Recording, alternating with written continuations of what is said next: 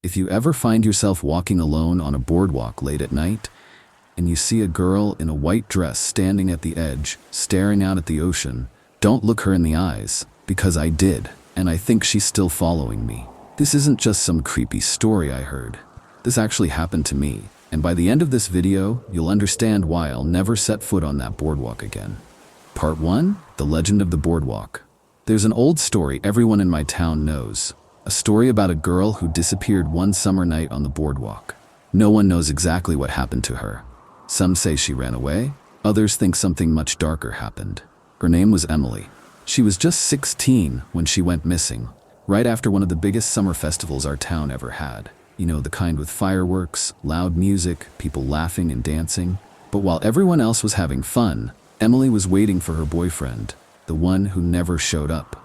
The last time anyone saw her, she was standing at the very edge of the pier, staring out at the ocean. Some fishermen said they saw her dress blowing in the wind, like she was thinking about jumping. But no one ever found her. No body, no note, nothing. Since then, people say she never really left. There are stories about a girl in a white dress, walking along the boardwalk late at night, long after all the lights go out. Some say she's looking for her lost love. Others say she's trying to find her way home. But one thing's for sure, if you see her, you should never follow. To be honest, I always thought it was just a ghost story, something older kids made up to scare us, until the night I saw her for myself.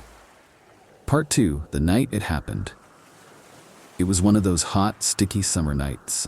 You know, the kind where the air feels heavy and even the ocean breeze can't cool you off. Me and a couple of friends decided to hang out at the boardwalk. It was almost empty because it was so late. Most of the tourists were gone for the season, so the rides were shut down, and the only sounds were the waves crashing and the creaking of the old wooden planks under our feet. Honestly, it felt kinda peaceful, but also kinda creepy.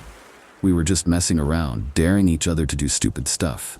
You know, bet you won't walk to the end of the pier alone, that kind of thing. And of course, I took the dare. As I walked toward the end of the pier, the fog started rolling in, thick and fast. It was weird because like 5 minutes earlier, the sky was totally clear, but now I could barely see past a few feet in front of me. That's when the lights on the boardwalk started to flicker. First, it was just a soft dimming, like when a bulb's about to go out. But then, for a second, they all went out, like the whole boardwalk had gone dark. I stood there frozen, listening. No footsteps, no voices, just the sound of waves and the boards creaking in the wind. And then, I saw her. There was a figure standing right at the end of the pier. A girl. Her long hair was hanging down, and she was wearing what looked like an old white dress. She wasn't moving, just standing there, facing the ocean. At first, I thought maybe it was just some girl from town, but as I took a step closer, I realized there was something wrong. I couldn't explain it, but everything in me was screaming that this wasn't normal. And that's when I remembered the stories about Emily, the girl who never left the boardwalk. Part 3: The First Encounter. So there I was, standing maybe 20 feet away from her. And I don't know what it was, but something in my gut told me to turn around and leave. But I didn't. I couldn't. It was like something was pulling me closer. I called out, "Hey, are you okay?" My voice sounded way smaller than I expected, like even the ocean was louder than me. She didn't answer, didn't even flinch, just kept standing there, staring out at the water. I took a couple steps closer, trying to get a better look, and that's when I realized her dress was completely dry. Which doesn't sound weird until you remember the fog was so thick by then, everything around was damp. My clothes were sticking to me from the moisture in the air. But she looked untouched, like she wasn't even there. And then I noticed something else. Her feet. She wasn't wearing any shoes, and her feet weren't even touching the boards. She was standing just a few inches above them, like floating. I swear to you, I'm not making this up. The wind was blowing hard, but her hair wasn't moving. Her dress wasn't moving. It was like she was frozen in time. And even though she wasn't looking at me, I swear I could feel her eyes on me, like she knew I was there. I wanted to run. Every part of me wanted to just turn around and sprint back to my friends, but I couldn't move. I was stuck there, staring at her. And that's when she turned her head. Slow. So slow it didn't even look real, like watching an old film reel in slow motion. And when her face finally turned toward me, I realized she didn't have any eyes, just empty, dark holes. That's when I snapped out of it. I turned and ran as fast as I could, not daring to look back. But even as I ran, I swear I could hear the sound of her bare feet on the wooden boards behind me, following me. Part 4. What the locals say. The next day, I couldn't get what happened out of my head. I didn't sleep at all that night. Every time I closed my eyes, I saw her face, those empty black holes where her eyes should have been. At first, I thought maybe it was some kind of prank, like some messed up local tradition to scare tourists. But deep down, I knew it wasn't that simple. So I decided to ask around. I started with my grandma. She's lived in this town her whole life. When I told her what I saw, she got real quiet, like pale. Like I said something I wasn't supposed to bring up. She said, "You shouldn't have talked to her." And when I asked who her was, she just shook her head and said, "That poor girl. She's been trapped here longer than you've been alive." Turns out, everyone in town knows about Emily, but people don't like to talk about her. Like if you say her name, you might bring her back. Some of the fishermen, the ones who work late at night, swear they've seen her walking along the water, even when there's no one else around. One of them told me he once saw her standing at the very end of the pier, right before a storm hit. Said she was crying. Others say she appears when something bad is about to happen, like she's some kind of warning, or maybe she's looking for someone to take her place. But the thing that really got me was when one old man, who's lived here longer than anyone, said, "If she looks at you, like really looks at you, she won't let you go, she'll follow you home."